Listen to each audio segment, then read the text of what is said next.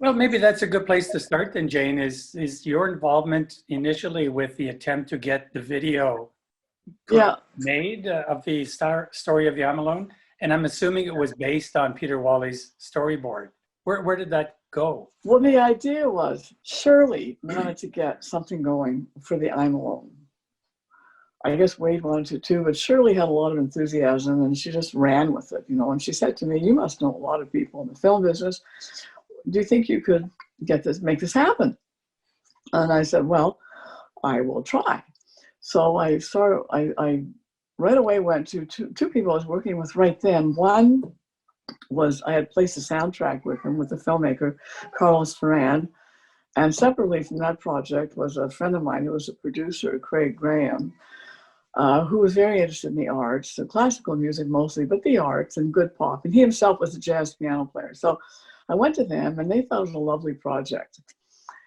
Carlos did not want to work from Peter Wally's storyboards. I think a lot of it is in his character, that Carlos has his own vision of how things should happen.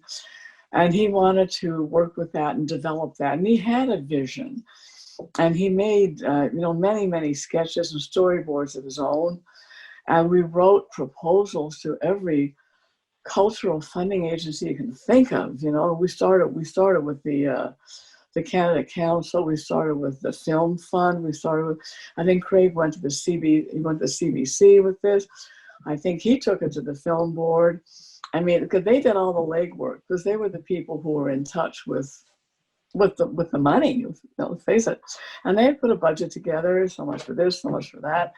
And I think we could have raised a small, partial budget, maybe a quarter of what they thought we needed from this agency and that agency, but we could not put together the package that would get them the budget that they wanted to work with.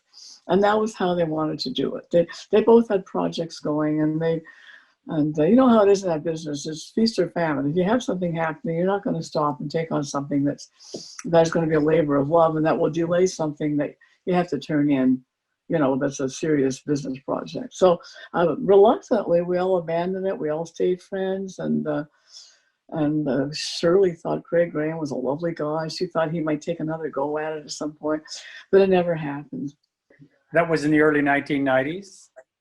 Yes, it was. Well, it would have been probably before the Winnipeg Folk Festival. I moved back from California in the mid-'80s, and then I started managing Pierre Marchand, who's a composer.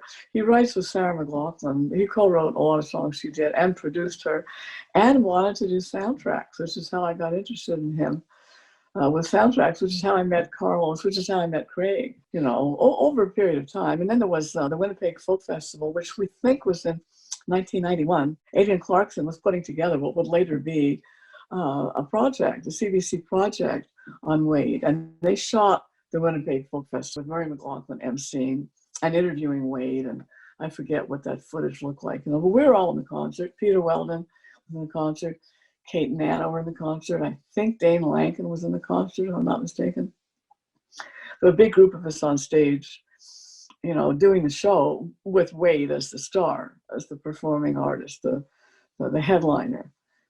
And I think that you mentioned, we talked about that was one of the few times that with the Winnipeg Folk Festival where they closed down all the other stages so that you could hear a good acoustic show. So the video then, or the film, never did take shape, but did you know Peter Wally at all, Jane? When I came back from California and started, slowly getting to know what I would call Kate and Anna's crowd, their friends and people that they played with, because I came back in part to work with them. So through that process, touring with them and spending a lot of time in Montreal, either rehearsing or I would meet all these people that they'd known for a long time.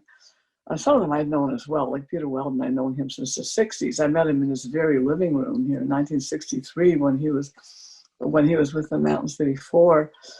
But then I met Wade on one of those journeys, but usually up in Laurentians, where we are now, because Wade and Shirley lived in Morin Heights. Peter Wally lived in Morin Heights, and there was a real art scene in Morin Heights, an Anglo art scene in Saint-Sauveur, there was a French art scene. But no, those towns are 5 miles apart, but they might have been different universes, for the kind of like support that things got. So we went to Morin Heights to hear English folk clubs and local artists, and that at the Commons Hotel, or Penny Rose used to put different people on. It was quite active. And through that, we got to see quite a lot of Wade and Peter Wally. When I say a lot of Peter Wally, I might have met him half a dozen times socially. And I have to say that at the time that we were going to make this film, we thought, and Shirley had to tell Peter Wally that they weren't going to work from his storyboard. She was very disappointed. And I felt really torn, because Shirley and Wade loved the storyboards, but they really wanted to get the film made.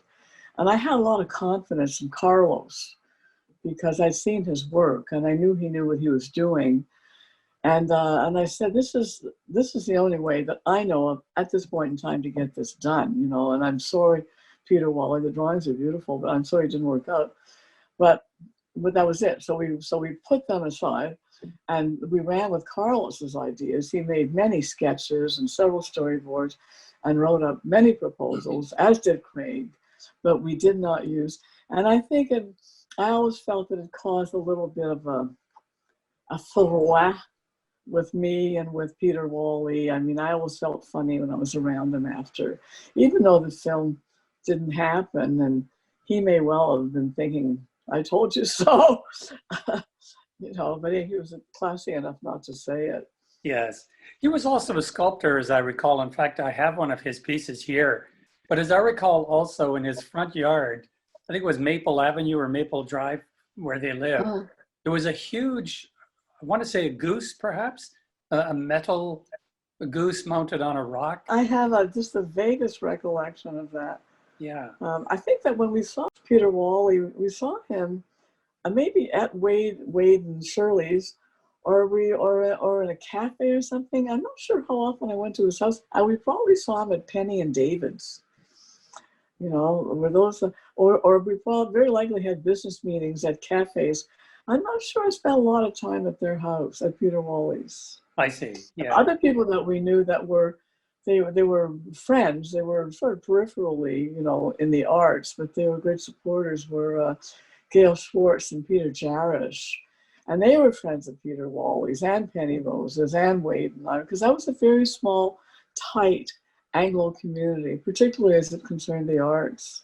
Morin Heights reminded me a great deal of Wakefield, just north of Ottawa. I think it was the Black Sheep that was a restaurant pub that hosted a lot of Anglophone acts in particular. Quite a scene there at Wakefield. Yes.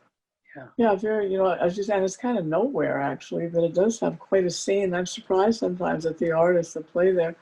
Yes. And I don't know who else, like the main promoter up there would have been Penny Rose, I think, or maybe, later the ski hills were putting on things. Ski Morin Heights, when it was built, were putting on artists and concerts of some significance. But early on, the concerts went on in coffee houses and small hotels. Well, that ski hill that you're talking about, was that not the source of a song that Wade wrote called Remember Moose Mountain?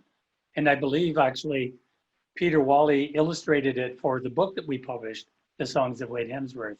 Do you recall that controversy? I do remember the controversy about Ski Morin Heights, but the developers were quite adamant that they were going to go ahead with it, and they did. And it was really very popular and probably brought a lot of people to the town. But I think the locals who lived there were not happy to see that. Yeah. There was a smaller hill, Christieville, that Peter Weldon and his, sister Phyllis and brother Christopher and his family had a little cottage there, and they used. And the people who skied there would have looked askance at a new, spiffy 4-seater chair or whatever was coming to the area as being competitive to the little place they had. At least I surmised that, knowing. Yeah. I know in the writing that Peter Weldon has done about his time with Wade, there's a story about them going out in the middle of the night or perhaps pre-dawn into the woods behind Wade's house, and they got lost. And when they I know that story. You know that story. I And we know that came out from story. the woods quite near the ski hill, and I guess I had to walk back a couple of miles. Well, what's key in that story is that Wade had a dog named Hoagie, and I think Hoagie led them back, found the way back for them. That's how I remember the story when I read it. But the dog Hoagie was, I guess he was like a good old horse, getting Yes. his master back home. Peter and Wade spent a lot of time together. They were great friends, and Peter was a great admirer and booster of Wade's, and still is. I mean, he's very interested in his legacy. He'll do almost anything to promote it, and so he was very happy with this development, with the film that you all are making. And he was happy to put creative input in, which I was glad was accepted graciously by the filmmaker and used, I thought, to pretty good effect, And so it was it was a project that he was really engaged in, that he felt very involved in, particularly since he was able to have some input into this, little input into the film itself. Because he himself is a good visual artist. We never hear about that, because we hear about his musicianship, but he and his sister Phyllis and my daughter-in-law Kathleen, who's Peter's daughter, all very talented painters. Well, really, I didn't know that. I knew that Yeah, Kathleen is an animator as well. she's an animator. Yes. And I must say, Jane, I really appreciated the feedback that we received from yourself and Peter and Kathleen with respect to the animation that Allison did. That Mm-hmm. was her first project really outside of school. She's only in her mid-20s.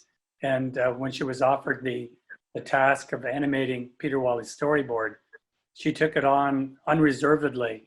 But admittedly, Yeah. too, there were challenges in terms of some of the panning and movement Uh-huh. and I guess audio as well, the Canon shot and that sort of thing. The real challenge was synchronizing the music to the visuals. Yeah, And, that's and because tricky.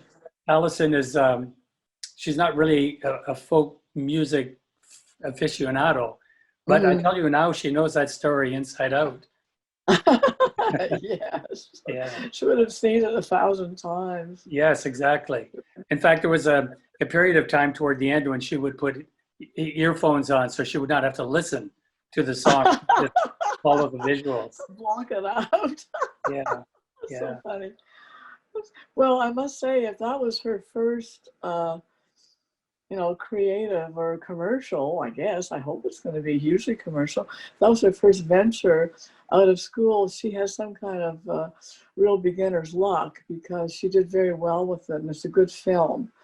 And fingers crossed, that it's off there flying and travels, and that the festivals will get it, we'll get it you'll get more screenings out of the festivals that you already have, and eventually people will pick up on it. Yes, we had submitted it to about 60 film festivals, mostly in North America. And it has been shown in, I think, 15 of them. It has won awards in 22, actually, including 2 first place awards and semifinalists in New York and That's great. various places. We're really, really pleased. And I know that Hugh Verrier, who is the executive producer, is really Uh, excited about the success we've had with it. I guess it took quite a lot to get this film off the ground, but now you have a film, so it's Yes, great. it's Congratulations. in the can, as they say. In the can. Jane, is there anything you'd like to add that we haven't touched on, perhaps? I don't think so. Only that, one of the regrets in my life is that by living in California for as long as I did, I didn't know all these people earlier. Wade and his first wife, Irene, who I used to hear a lot about. I mean, she had already passed on by the time I got back here and got involved with them. But I did get to know Shirley well, and Shirley was a hell of a lot of fun. Yes. And I got to know some of her girlfriends somehow. Don't ask me. I got to know Clarice and some other ladies that were Shirley's girlfriends. And they're excellent people and good company. And Wade was very good company. Yeah. They're all good company. So I guess that's one of a life regret, that I couldn't be in 2 places at once. Thank you very much, Jane. I really All appreciate right. it. Nice to see you, Flan. Nice to see John, you. bye-bye. Bye-bye.